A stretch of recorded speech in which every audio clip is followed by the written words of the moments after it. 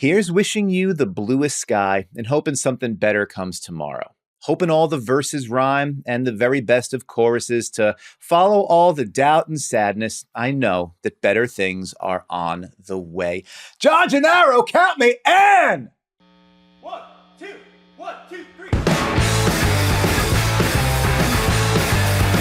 Today's first words belong to the Kinks from their incredible song Better Things off the 1981 LP Give the People What They Want, but the rest of them belong to me. Welcome to Devine Intervention, a self-help podcast about basketball. My name is Dan Devine, and before we get rolling, here are 3 things that I am grateful for today. Number 1, I get paid by Yahoo Sports to write about the NBA and talk about it into this microphone and into that camera. Pretty good deal. Number 2, the way that listening to Better Things by the Kinks also makes me want to listen to the cover version of it that Fountains of Wayne did, which is a really easy way to turn 3 good minutes of my day into 6 good minutes of my day. And number 3, the fact that I get to improve even more of my minutes by spending part of my morning talking to an old friend in this game whose work just keeps getting better and better. My guest today is a wonderful writer and analyst whose work has appeared at ESPN, CBS Sports, 538, Grantland, The Ringer, and Sports Illustrated, among other publications. These days, you can find him providing sharp-eyed, wide-ranging,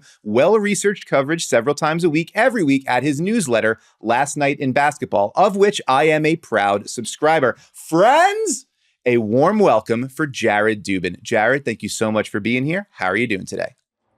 Thanks for having me, man. That was so nice of you to say all that. I appreciate it. And I've written for so many websites that have shut down. I don't think that you're like the harbinger of the demise there, but if nothing else, we can certainly trace an era in digital publishing by your bylines. So there's something to be said for that. Yeah, that's definitely true. It's been a while now that I think about it. You know, I started doing this, I was a law student, and yeah, it's been a while. Well, the good news is that the things that you have learned along the way in terms of, I'm sure there's legal matters that you're able to speak on, but also the fact of like how you move through the world that is continually moving quickly behind you. These are good things that are going to hold you in good stead over the course of your career as it moves forward. And that kind of reframing is sort of what we're going to do here today, where we take a bad thing like the publishing industry and we try to turn it into a good thing. The premise of today's episode, Jared, I've asked you here because as we get closer to the end of the regular season, I kind of feel my brain getting pulled in a bunch of different directions. And after spending the last few weeks digging in on specific teams, I wanted to bounce around the league a little bit and find some silver linings, some glass half full takes, some optimism in different situations. And so we're going to play a game of Say Something Nice About today. This is kind of the general idea. Since noticing stuff on League Pass is one of the staples of your coverage, I figured you would be a very good person to do that with. You're not just locking in on one team, you're kind of bouncing all over the place. So let's bounce around together. What do you say? Sounds great. All right. We will get into that. But first, here on Devine Intervention, we always try to operate from a place of joy. So, Jared Dubin, what is something from the world of basketball that has brought you joy this week? So I'm glad that in your email you mentioned Josh Hart specifically, because everything about the Josh Hart experience is bringing me joy lately. Like not just the 6 triple doubles in 6 weeks after not having one for 6.5 years. Literally everything he says seems to be like the best quote of all time. Like after DiVincenzo hit whatever it was, 47 threes against the Pistons on Monday night, Monty Williams was like, we don't want to be part of that story. And then somebody brought that quote to Hart and he was like, well, you should have played better defense. Like everything he says is gold. Like we need to protect him at all costs. So everything about the Josh Hart experience is giving me joy lately. I completely understand that. I appreciate it. The fact it's weird. Like you would imagine he wouldn't have the energy to be funny after playing, 1,000 minutes a night for 2 months straight, but he seems to have an endless reservoir for that. So I love it. I love the play on the court. I love the sort of effervescence off of it. Absolutely right. Josh Hart secretly made to play in New York, and it has been a delight since he got here midway through last season. One way for us to generate more joy in the realm of Josh Hart, sort of that vein, is by reframing unhelpful stuff in a more positive light. Monty Williams says we don't want to be part of their story. Josh Hart helpfully reframes that as you should tell your guys to play better defense. Negativity can take many forms. We talk about that kind of stuff a lot on this show. It can be not providing enough praise for good behavior, good stuff we see, giving too much attention to the bad stuff we see, obsessing over one bad thing, like the little bit that didn't go right, to the detriment of acknowledging all the good stuff that happens. There's lots of ways that we can have sort of negativity encroaching. So we're going to take a little time here today to accentuate some positives. And we're going to start out with a team that has, until recently, not really gotten very much general fan attention on shows like this one, national and august platforms like Devine Intervention. So, Jared Dubin, say something nice to me about the Houston Rockets. I am scarily all in on Amen Thompson. The degree to which I love watching him play, it's it's borderline should be illegal. I love watching that dude so much. Him and his brother, obviously they're extremely similar players. I feel like Amen has even more burst than Asar somehow. And he's everywhere defensively.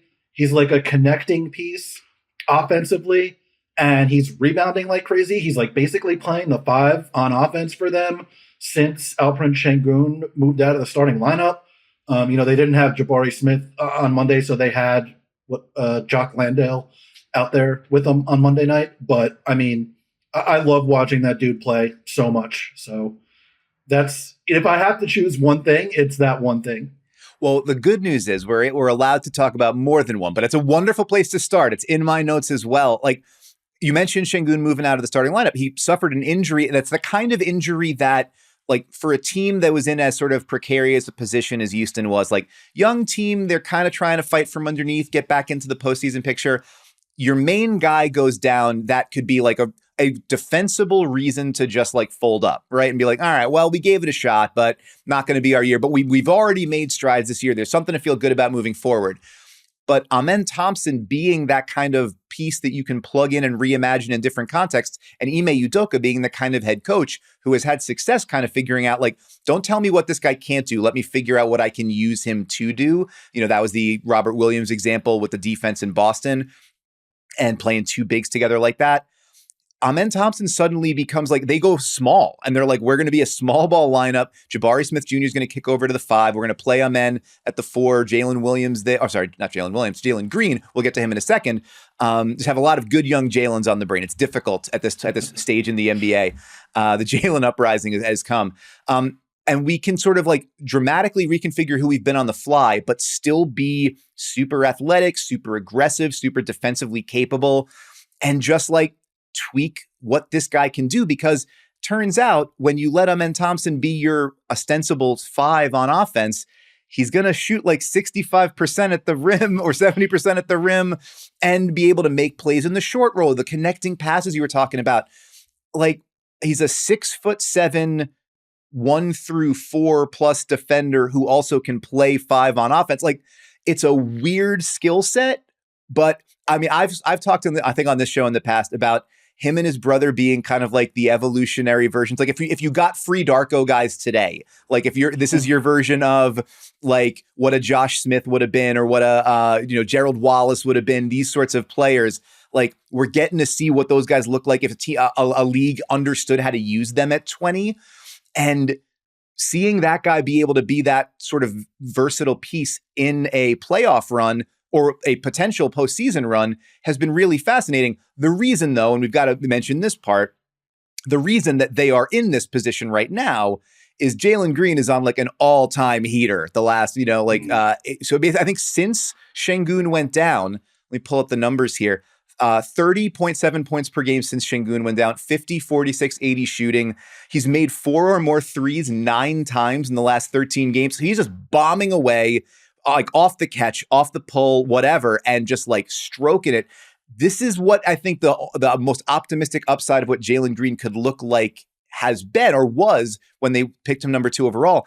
But I don't know if everybody kind of saw it coming this soon and in this way. Yeah, I wrote something about them earlier this season about how hiring Ime Udoka and signing Fred VanVleet and Dylan Brooks and Jock Landale, it gave them sort of a professionalism to the operation that allowed you to actually evaluate all of these young guys on their team. And, it was early on in the year, and Jalen Green was shooting, like 40% from the field, 30% from three. And one of the things that I focused on was how it seemed like every single shot he was taking off the dribble, he was drifting to his left or drifting to his right. He would never just go straight up and down. And that was one of the things that frustrated me so much about him. And I feel like he's had better balance on those type of shots lately, but he's also making the off balance shots, which is a big change from where he was, for the first, what is it, 2.5 years of his career. And if he's going to be able to make those off balance shots, that changes things dramatically. But if he's just on balance more, that does too.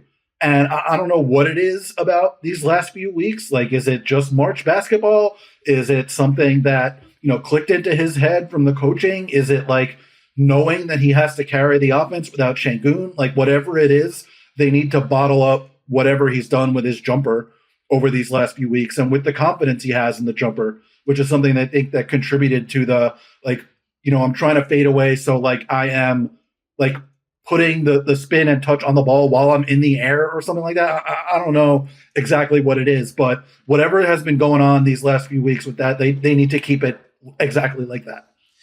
Especially because he's been doing that and it hasn't come at the disservice or the detriment of whatever gains he's made on the other side of the court. Like, he's averaging 7 rebounds a game in this stretch too. Like, that's not, that engine room kind of dirty work on the defensive glass is not the kind of guy he has been or that you'd expect him to be. But with the athleticism, with the length, he's taken a step on the defensive end. Our guy Kelly Iko at The Athletic had written a good piece about that earlier this week, like Udoka praising him for better effort, better energy on that end.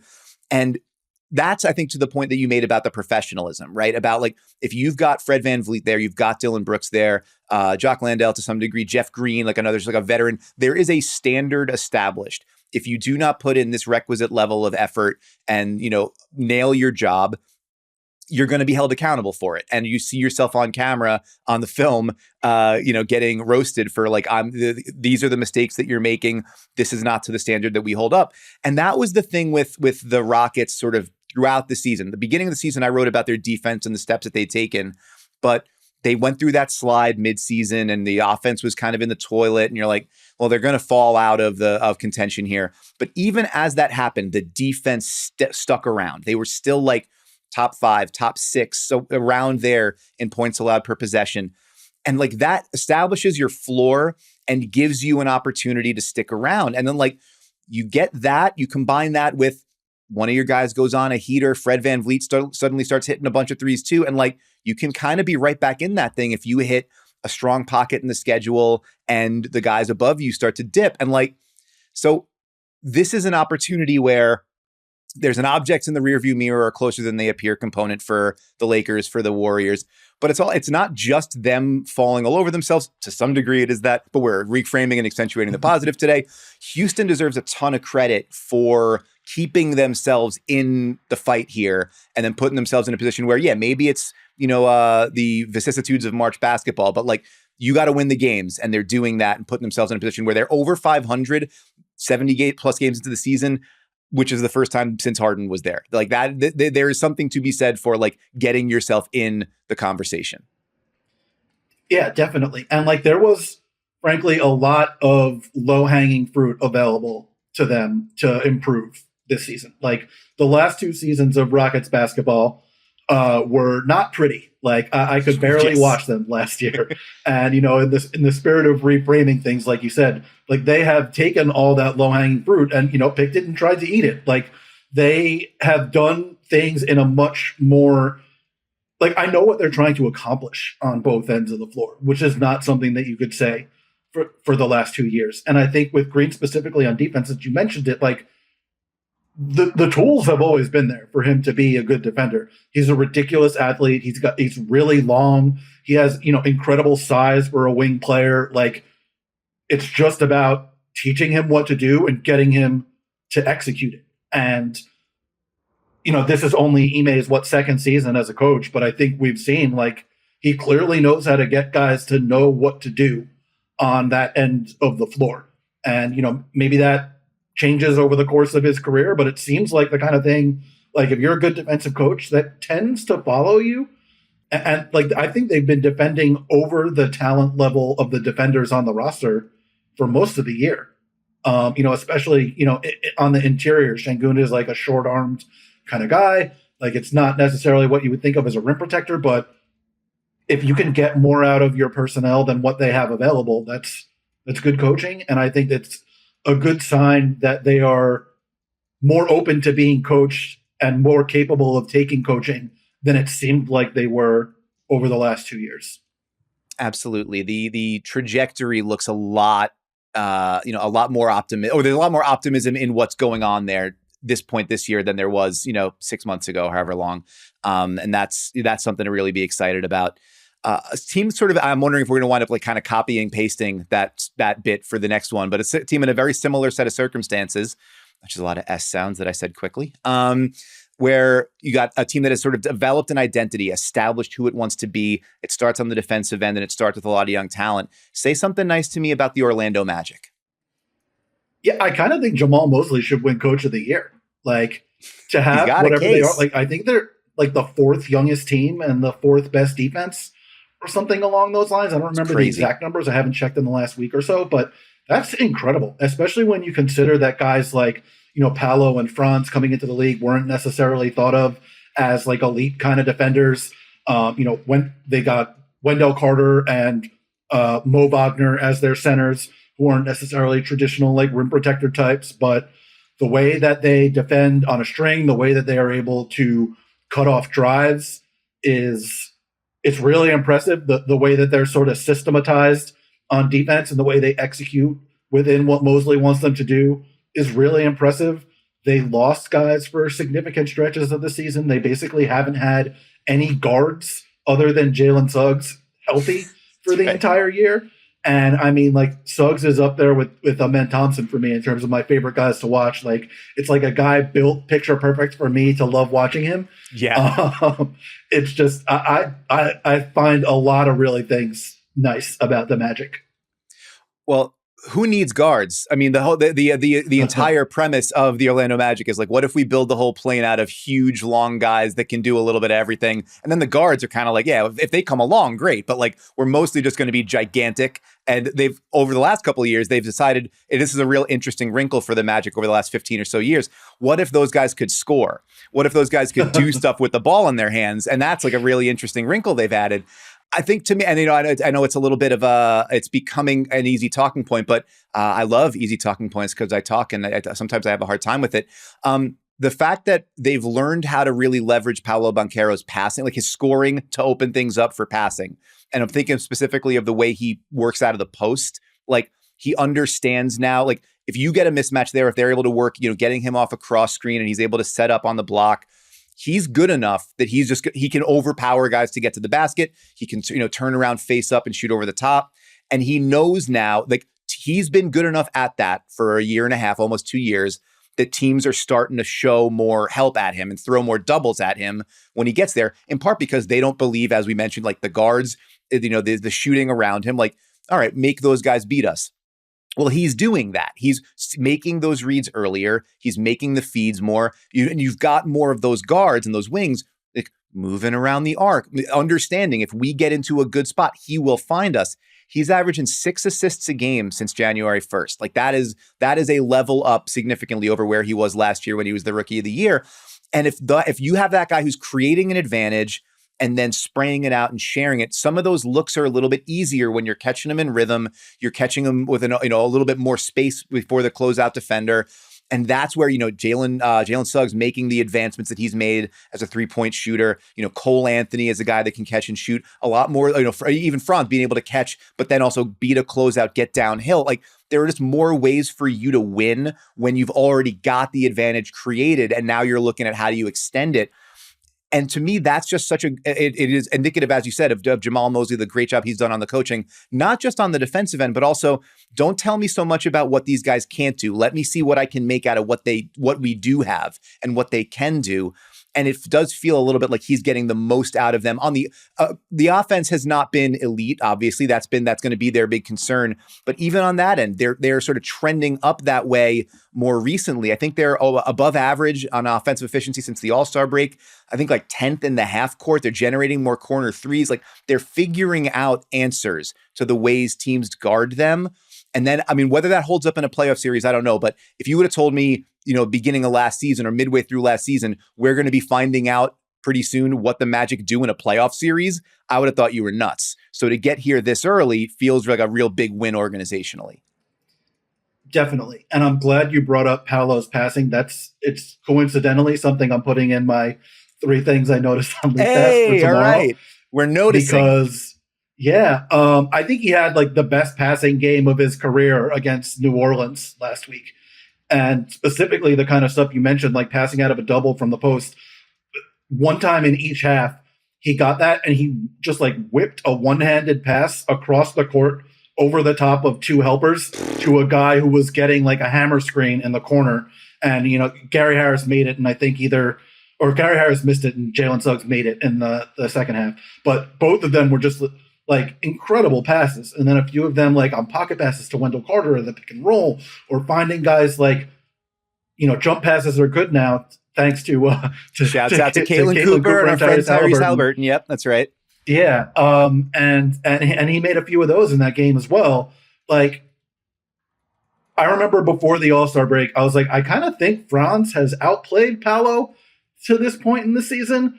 And I think since then, like since maybe like a week or two before the All-Star break, Paolo has taken it to a completely different level. And he did have that one stretch like where Franz was out early in the year and he was posting ridiculous numbers for a week and a half. But then as the absence went on and as like Carter was out and, Fultz was out, and like, I don't know how many guys they've had out at different times this year, but it sort of seemed like he sort of crumbled under the weight of having to do everything for a couple weeks.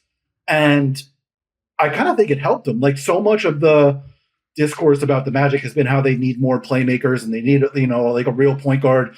Asking Paolo and Franz to do so much creating has sort of helped them level up their creating. And you brought up, they've always had these, big, long, athletic guys, and it's just none of them have been able to create. Like the guys that are in the front office there, John Hammond and Jeff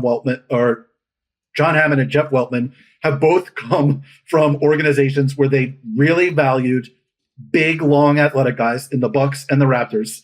The Raptors tried to build a similar sort of team where it was all big, long, athletic guys, but the big issue with them since Kawhi left was they didn't have anybody to create advantages for anybody else. So they couldn't score in the half court. And now like the Magic are building that sort of team and they have 2 guys that can create those sort of advantages. Like they're not elite level creators yet necessarily, but they're on their way to getting there. And that's like, it's really impressive for them. It's really impressive for the coaching. And it's really impressive to be able to get what they're able to get out of the talent they have on hand, given they do have deficiencies. Absolutely. And we'll move off of it in a second, but I just love that idea of if someone gives you a toolbox or you find one in the apartment as you move into it. And it's like, well, all there is in here is a hammer. Like, and you can be like, well, it sucks to not have a screwdriver and a wrench. Or you can be like, I'm going to use this friggin' hammer. And what the Magic do is they use the friggin' hammer. They're like, we're going to take like 45% of our shots at the basket. We like, Paolo is a guy who's going to draw fouls. We're going to use that, like, him and Franz is hammering the paint to get to the line. This is what we're going to build. And maybe it's not going to be enough to win several playoff series because we're going to need a little bit more shooting. Or we're going to need a little bit more creativity or whatever. But like, turns out you can get an awful long way just hammering stuff. Like you can fix a lot of stuff and you can break a lot of stuff with just the hammer. So like, shouts out to the Magic for finding a way to look at a toolbox that only had one thing in it, or what seemed like it only had one thing in it, and get to fighting for home court advantage in the first round of the playoffs. Freaking crazy. But I'm fascinated to see how they're gonna net out in a postseason series, because I think they're going to take a pound of flesh out of whoever they play. I don't know if that's going to be enough for them to, advance, but I think they're going to get to learn a lot about themselves and how teams are going to defend them, whether they've got enough juice to be able to beat it. And we'll go from there. This one's a little bit trickier, especially, we're recording this on Tuesday morning after a Monday night game that didn't necessarily cover it in glory. Maybe I'll not frame it in the way that we did the other ones. Do you have any warm words of encouragement for the Phoenix Suns? I love the possessions where Booker, KD, and Beal all touch the ball. And I would like to see more of them. They do things together. Yeah, right.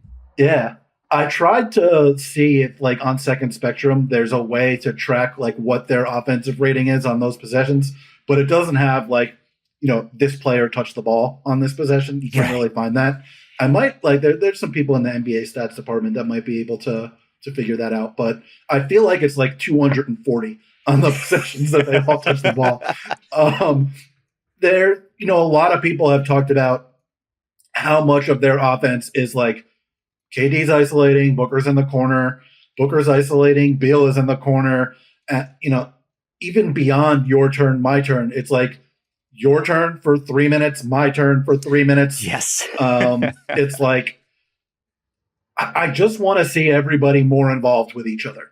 And whether that's using Jusuf Nurkic as like a connector piece between sides of the offense, which I think is something that the Kings do really well, where Sabonis will sort of connect Fox to Monk or Fox to Murray or Monk to Barnes or whatever it is, like figuring out a way to do that. And I think Nurk did a lot of that in Portland with Dame and CJ. Whatever it is, they need to get these guys working together more. Have KD set a pin down for Booker. When you're running that KD pin down set, use Beal as the screener. Like, just get these guys working off each other more often and causing problems for the defense. Because when they do that, it works incredibly well for very obvious reasons. Yeah, it turns out that when you have 3 all-star and better than that level creators who also can shoot well off the ball, who also can move well off the ball, and you either let them or make them do stuff at the same time, a defense is going to have its head on a swivel trying to freak out and figure out what's going on with it. So yeah, the glass half full, Dan, glass half full. When they have, even with some of the your turn, my turn, when they've got all 3 of those guys on the floor together, +8 per 100 possessions, which is like the Thunder's full season net rating. And the Thunder, if you're catching up now, real good. They've been real good all year. Score 125.5 points per 100 with those 3 guys on the court, which is like Celtics best in the league level. They haven't defended great, but they've defended well enough in those minutes. Especially when they've had Nurkic on the floor. And Nurkic is not a great rim protector. He's similar in kind to what you were talking about with Şengün earlier, where it's like, this guy is not a great rim protector, but he's huge and he moves his feet well so he can be in the way, which is also one of his great skills on offense. The number of times the Spurs broadcast got mad about him making those like Gortat moving screens on the roll to the rim last night. Like, they're like, this is like, at a certain point, it's like, yeah, he shouldn't be allowed to do that. And you're like, well, you're being very kind, but you can just yell at that. Yeah, he's doing something illegal, but he's getting away with it because of the twinkle toes. I think Zach Collins was even more angry than they were. Zach Collins is always the most angry, I think. Like, he might be, like, in terms of just like rage per capita. There's a little like a little Wolverine going on in that guy, which listen, you got to have whatever edge you need to compete. I understand it. But Zach Collins, sometimes I'm like, are you happy about anything? You seem like you're very mad. But listen, I mean, there's plenty to be mad about when you're losing as much as the Spurs have. I understand that. And when everyone is like, by the way, the only good version of this team is with you not on the court. Like, the one that everyone's excited about does not involve you. Maybe I would be mad if I was him too. So well, again, go back to reframing. I see you, Zach Collins. I understand where you're coming from. The things where they struggle on, Phoenix, like the one of the big ones is that they're like, as good as their offense has been and efficient as their offense has been throughout the first 3 quarters, falls off a cliff in the fourth, and it's been one of the worst in I think dead last in offensive efficiency in the fourth quarter, one of the worst in the clutch. A lot of those issues level out when you've got the main 3 guys on the court. The big issue, of course, is just they haven't had the main 3 guys on the court all that often, and now it's pretty late in the game, and so you're trying to they are now facing a like absolute murderer's row schedule of the last 10 games as they try to get into the playoff hunt there. coming off an unacceptable loss. That's not my words. That is Frank Vogel said that, and Kevin Durant said that after the loss to San Antonio. They got to go to Denver. They got to go to Oklahoma City. They got to go to New Orleans. They're going to have to deal with the Pelicans again. They're going to have to, I think, a home and home with the Clippers. They've got the Timberwolves coming up. Like, it's just a lot of really good teams coming up. And so I guess the reframe on that is you will have opportunities to prove the case that when we have our guys on the court, we can beat anybody. They beat Denver not too long ago in one of the best games after the All-Star break. There is a capacity with Kevin Durant playing at an all-NBA level, Bradley Beal really accepting the role as that facilitating, number one kind of point guard, the lead initiator. We know what Devin Booker can be with the bright lights on. This is the time to prove it. So good news, guys. You've created the adversity for yourself, and now you get to overcome it. Yeah, I mean, they've got every single one of their games left is against a team that's currently in the top 6 in their conference. Like, their schedule is Good so luck, much guys. harder than the Enjoy next yourselves. closest team. But this was the theory of the team that everybody had before the season. It's like, well, when those 3 guys are healthy, they're going to be pretty damn good. But also the likelihood that they're ever going to be healthy for an extended stretch is pretty low. And that's exactly what has happened throughout the season. And then, Beal and Nurkic both got hurt in that game last night. Like, now that going into this stretch, like maybe not having 1 or 2 of those guys for some of those games, like exactly what we thought the team would be is exactly what they have become. The ceiling is very high. The floor is lower than you think it is, because when you only have 1 of those guys or 2 of those guys, it's really difficult because of how much thinner beyond the top 3 guys, and then beyond like Nurk and Grayson Allen when he's hitting every shot. Like, there's a lot of limited guys elsewhere on the roster. And it's like, when all of those 3 guys are there, that doesn't matter as much. When only 2 of them are there, it matters a little bit more. And when only 1 of them is there, it matters a lot more.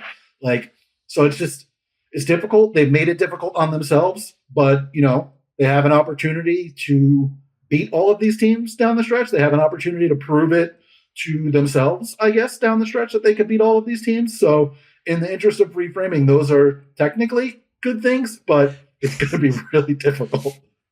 Speaking of someone who likes things difficult and who is something of an adversity merchant in and of himself, I'm going to shift gears a little bit because I'm interested to see where you would take it. Say something nice about Tom Thibodeau. He has I can feel the hesitation. All right. Yeah, let's go for it. Yeah.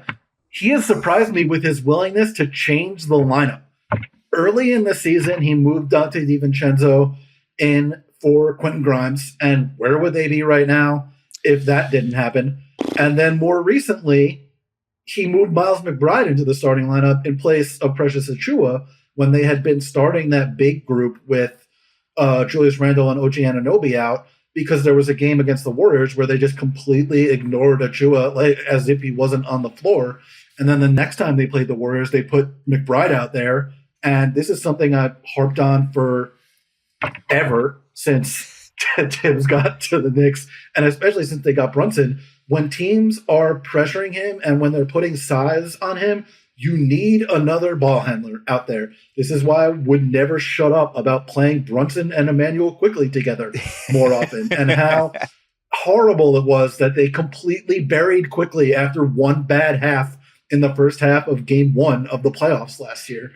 Like, having that other ball handler out there, having another shooter out there is so valuable when teams are so keyed on Brunson. And for him to belatedly finally realize that with a guy who is even smaller than Quickley, which was this whole thing about not playing Brunson and Quickley together. Like, thank you for learning. Let's just now play him less than 43 minutes sometimes.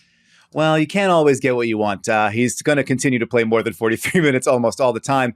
Listen, I introduced this with a little bit of a smirk on my face because, you and I both Knicks fans by ancestral damage and provincialism, and are familiar with the frequent refrains of the criticism of Tom Thibodeau for being a little bit too rigid in his approach to things, not being creative enough offensively, being married so much to certain guys and certain lineups and not to others.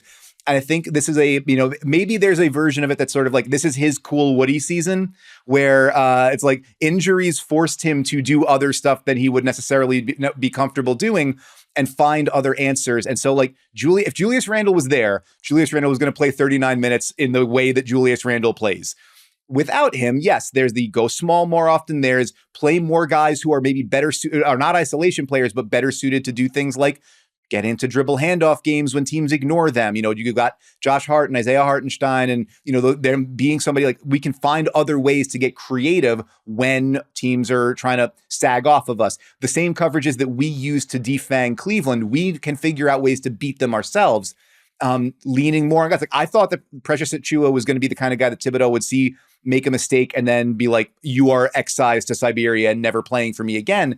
But that guy played he played well. He showed something in the minutes, and Tibbs, maybe because of, he needed to, he just had no other options, but gave him more rope. Deuce McBride had, he was not necessarily, they got Alec Burks for a reason. They were like, we need another shot creator, another shot maker off the bench. But then Deuce McBride started playing well, and Tibbs was like, all right, I'm going to give you more of an opportunity here. So there's a flexibility and a willingness to try something new that I think we maybe haven't necessarily seen from Tibbs in years past. And it has served this team really, really well. You wrote a great chunk at Last Night in Basketball about the way he's moved Brunson off the ball more, making Brunson sort of using him more like Steph Curry as a, running around off ball screens. It's been helped declench that offense a lot more. It's made Brunson a more versatile and even more dangerous player.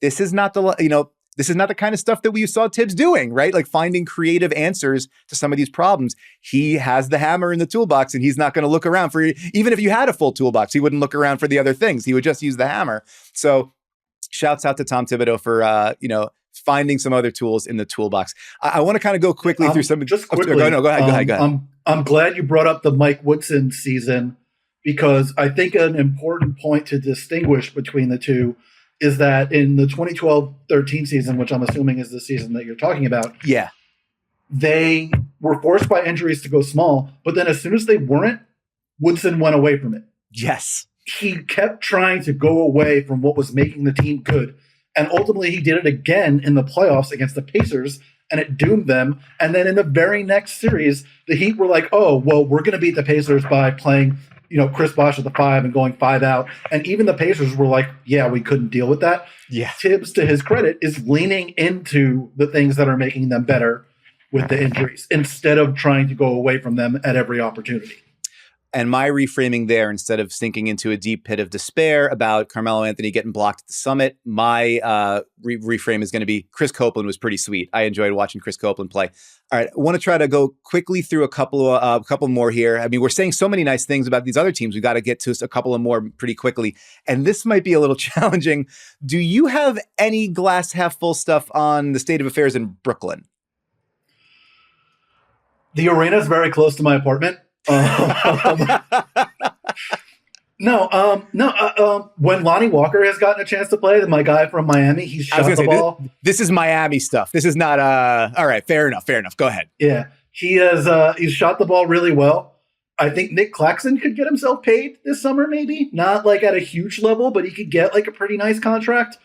There hasn't been much great for the Nets, but it's convenient for me when I go to games. They have my guy playing well when he is playing, and they have interesting guys. It's like guys that if they were on good teams would be good, but they're all on the same team, and there's nobody to make them good enough for those guys to be good, if that makes sense. No, absolutely. And that ties to what the best I came up with, and this is admittedly a cold cup of coffee. So I'm sorry to our fellow Brooklynites. And to the Brooklyn Knight, if he's out there somewhere haunting the rafters, you at least have more clarity about what you have in Mikal Bridges. Like I wrote about Mikal Bridges toward the end of last year. Jake wrote about him earlier this season. Plenty of people looked at the Mikal Bridges sort of growth after he got there in the second half of last season and said, maybe they've already got an all-star on the team. And maybe Mikal Bridges can be a, fringe all-star, a guy that's in that conversation. But what we've seen now is like, it doesn't look like the shot creation profile and the like a high level, high usage, high efficiency number one guy. Like I think we can say that's probably not the way this is going to work out for Mikal Bridges. He can be a very good number 2, maybe very good number 3 on a really, top end team. I think that's a way you can say it. You need the guy to create the advantages for him to exploit more than he's going to be able to do that for somebody else. And the frustrating thing is, if that is the highest end outcome for him, maybe they would have been better off entertaining some of those multiple pick offers for him at the last couple of trade deadlines or in the off season. But either way, I mean, that's sort of a sunk cost. You can't recreate those circumstances. At least now what you need to be looking at moving forward, as the Nets are going to look for a new way of doing things as they are about to hand like a top 8 pick to the Rock. It's a tough set of circumstances right now, but knowing is better than not knowing. Let's go there. At least knowing is better than not knowing. And speaking of knowing being better than not knowing, Mikal gets to go on the podcast with his friends, even though they're making fun of him for being like SpongeBob or whatever that was that Josh Hart said. Speaking of the Josh Hart quote machine that you were talking about, yeah, it was after the Knicks beat the Nets. They asked him what it was like to watch Mikal, their former Villanova buddy, and it said it's like he's Squidward in the meme where he's behind the bars watching Patrick and SpongeBob have fun. It's like, that's cold, man. Like, come on.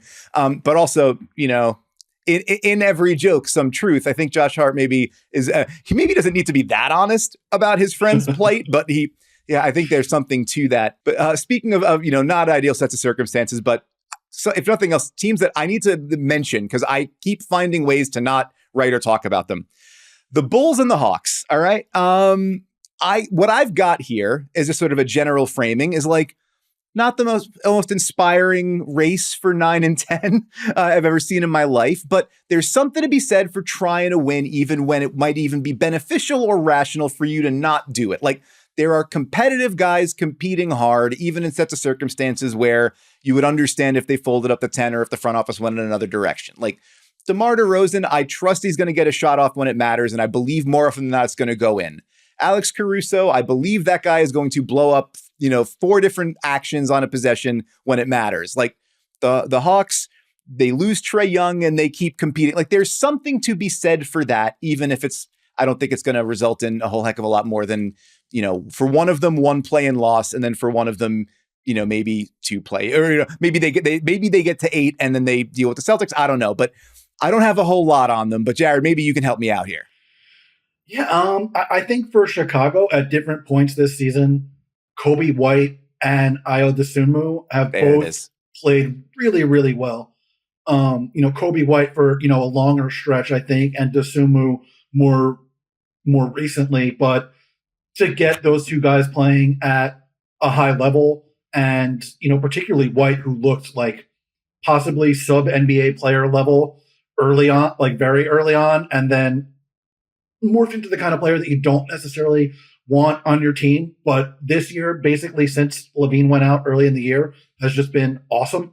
And then Dosunmu, like, finding the right way to use the kind of skill that he has within the context of, like, okay, DeMar and Vucevic and Kobe are going to be the top offensive options, but this is what I can do offensively. These are the types of things that I can do defensively with my size and my length. Like, I think that has both of those things have been really good for them. And then with Atlanta, like, DeJounte Murray level up without Trae Young, obviously, has been really impressive.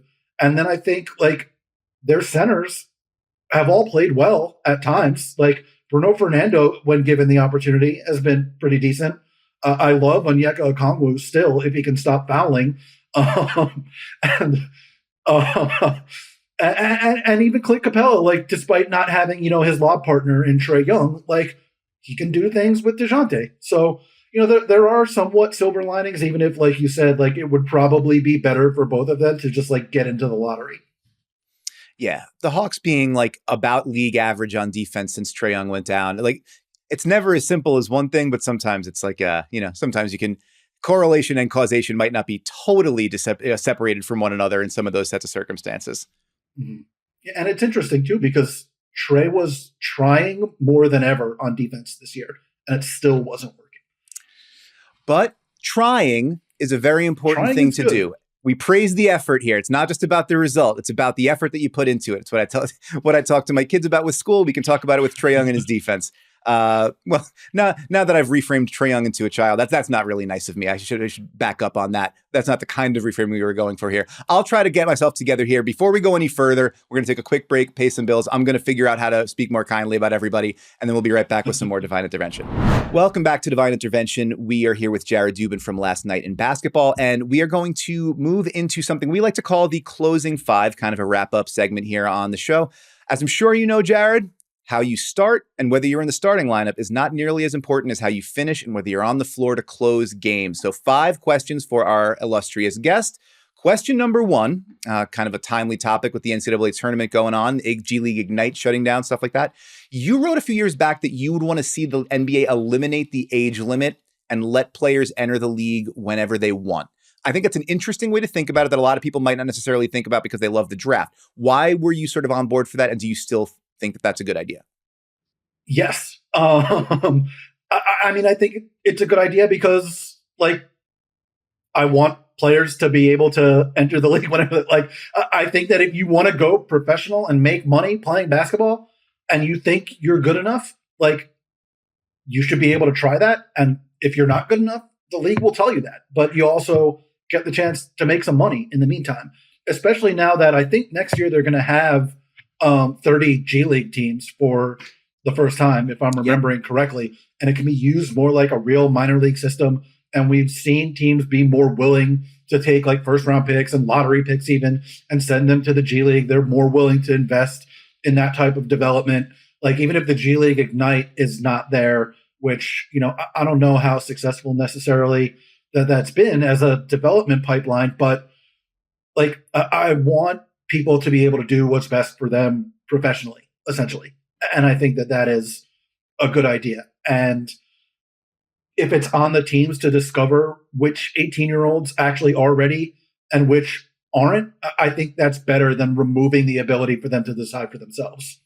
Yeah, putting in sort of an artificial impediment and saying like, you know, even if you might be ready, we're not going to let you do it yet. If we're not going to dismantle the draft altogether, which is, you know, certainly we can start blowing up more things if we want to. That's fine by me.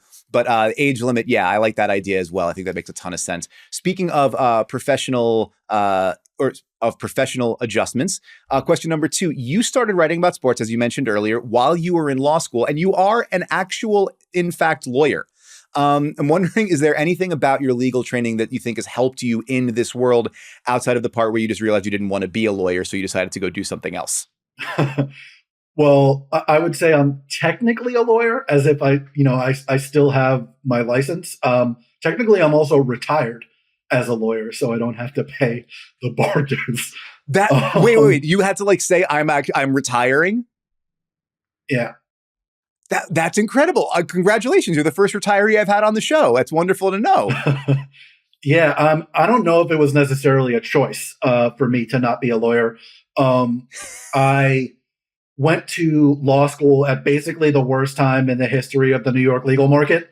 Like, okay. I graduated in 2012, which was like, you know, essentially 2 or 3 years post everything happening in the financial crash. Yes. And I remember, for example, my friend's brother, who was 3 years older than us, went to law school. So he graduated law school the year that I graduated from college. And his firm that he eventually worked at paid him like a percentage of his salary to not take a job for a year so that he could then work there. But like, so it was delaying all of these people coming into the workforce. So by the time I got out of law school, I was doing like contract work as a foreclosure mediator, which is like exactly as soul sucking and horrible as it sounds. But during all of this time, I started writing during the lockout because none of my friends wanted to talk to me about basketball. So I just kind of started writing and like, you know, started on Twitter. And I believe that's like at the No Season Required tour from what was then the Basketball Jones. I believe that's where we met for the first time at like the New York show. I met you and Seth Rosenthal and Jason Concepcion and Jared Wade and Graydon Gordian and like the Basketball Jones guys and Beckley Mason and like all of these different people that turned out to be like, colleagues in different times and different things, collaborators at different times. And so it worked out well in that sense. But to go back to your actual question, which was, do I think it's helped me at all? I think it has in some ways. Like I have that kind of like analytical and explanatory brain, which is kind of the lane that I find myself in a lot of the time. And then just knowing things about the way the legal system works, I think has helped me understand the salary cap, which is way more complicated than it has any right to be. Sure. So I definitely think it's helped in some ways, just in terms of the way I think and being able to explain complicated concepts. And probably the only class I ever took in any level of school that has actually been worth anything was called persuasion in law school. Sure. And so that was really helpful. That makes a ton of sense. I mean, what I think my main takeaway is you're welcome for all of the advice that I gave you at that Basketball Jones live show, which if I remember right, it was mostly, I had like 2 or 3 beers and was like, I don't know. I'm trying to say hi to as many people as possible because these guys like the Basketball Jones guys basically put me on. And then I was, it was like you were able to be friends with everybody else that was there. I took one class that was very helpful to me as an undergrad. It was just like an intro to lit class. And the main reason that it was helpful was that the professor, shouts out to Bill Friend, was like, everybody in your life is going to say, you want to study English? What are you going to do with that? And you just have to lie. He said, you got to come up with a story that's good enough to lie.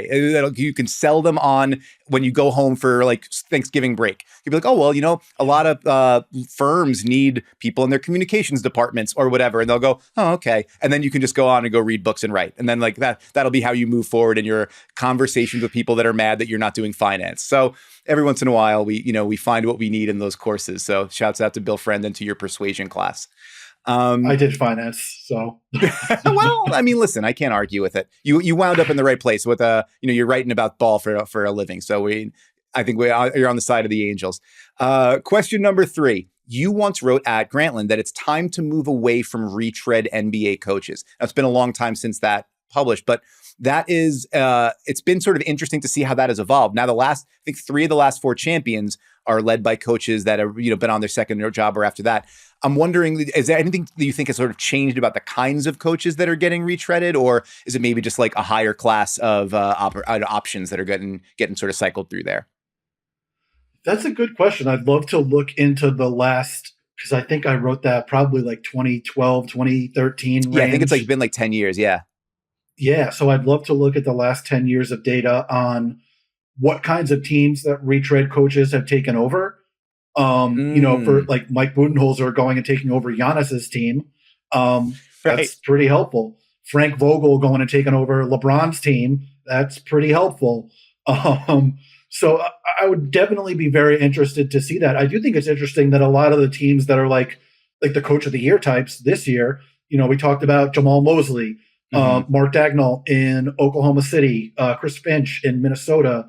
Like a lot of these guys that are leading like the young upstart teams are also young upstart coaches, which I think is interesting. I think at the time was more talking about like these coaches that we have seen not necessarily have success elsewhere, keep getting hired for more and more jobs. And I do think some of it is like, Bud's Atlanta teams were really good. Frank Vogel coached teams in Indiana that were good. Like it didn't work out in Orlando, but his teams were good. Like Tibbs's Bulls teams were really good. He got another chance in Minnesota. It didn't work out. He's gotten another chance in New York, and they basically built him a prototype Tibbs team, and it's working out better. Like some of it might just be GMs getting better and, hiring guys and making the teams make more sense. It also might be like the retread coaches, I think at the time, if I'm remembering correctly, got to take over better teams. And I feel like that's probably still true.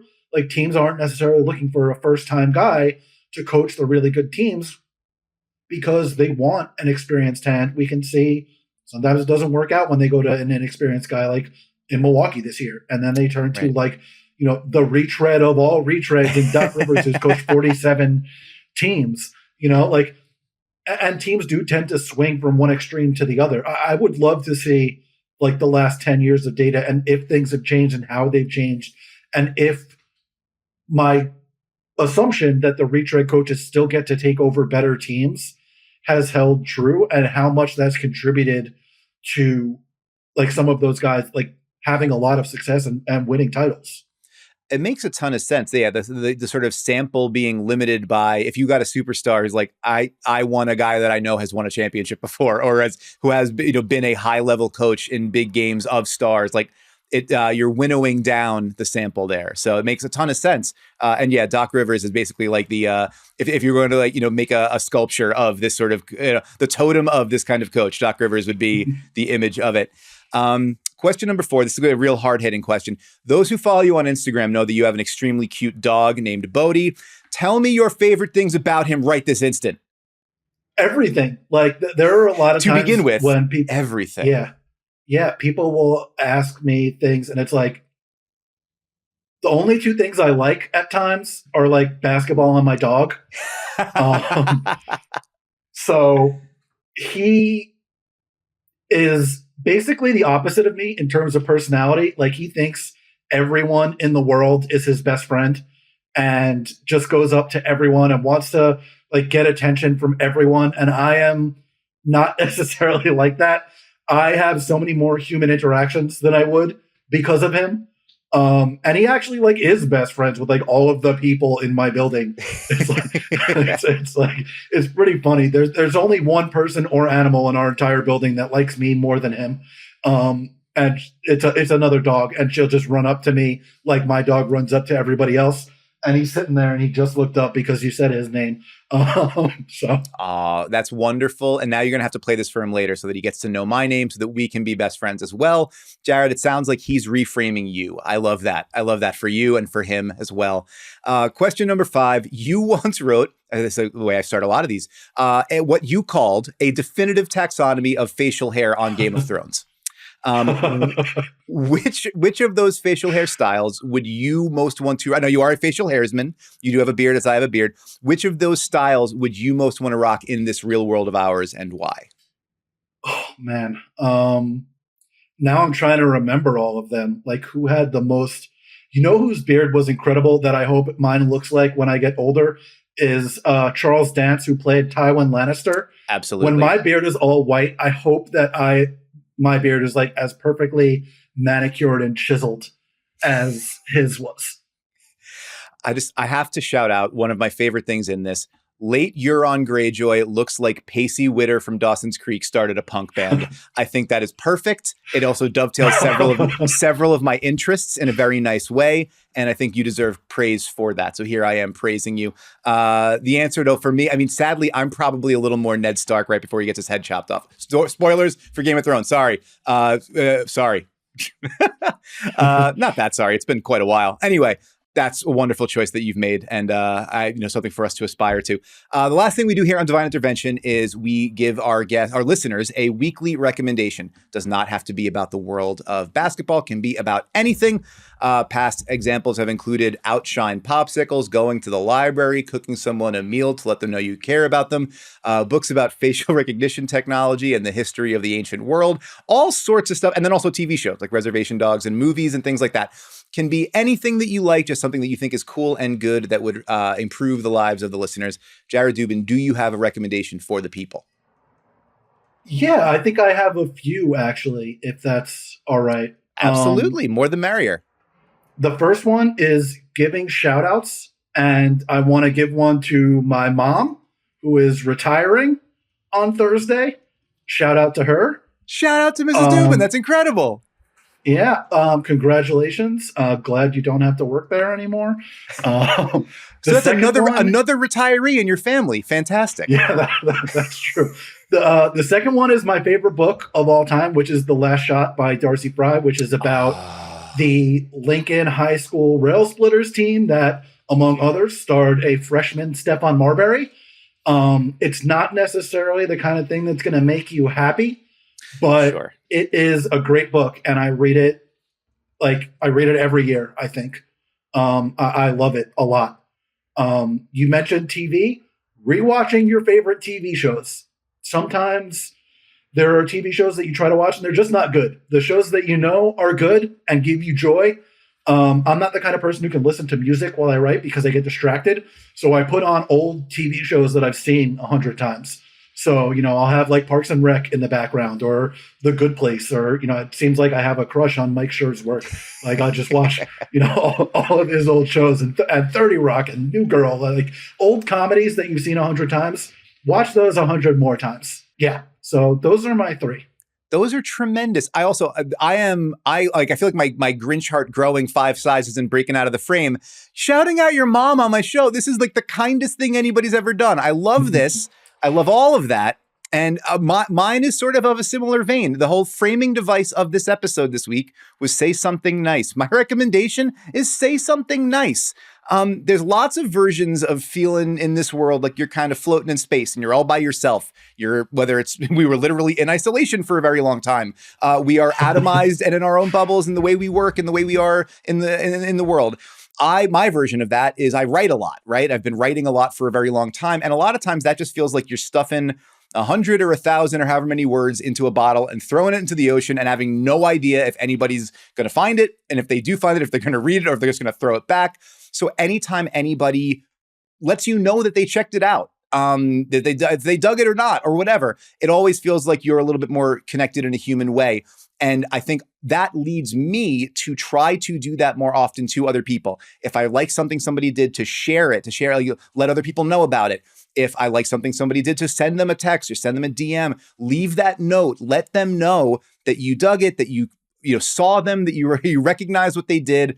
I guarantee you it's going to make that person's day like 1 or 2% better. And then as a result of that, it is going to make your day 1 or 2% better. And, you add a bunch of those up, you wind up feeling significantly better overall. So that's my suggestion. When in doubt, say the nice thing. Make the extra effort to say the nice thing. Guarantee you, it's like an assist. It's going to make 2 people happy. Shouts out to Nikola Jokic.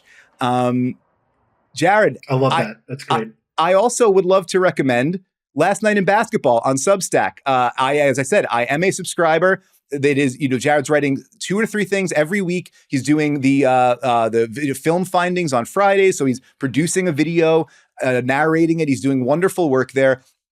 You can find it lastnightinbasketball.substack.com. Is that right?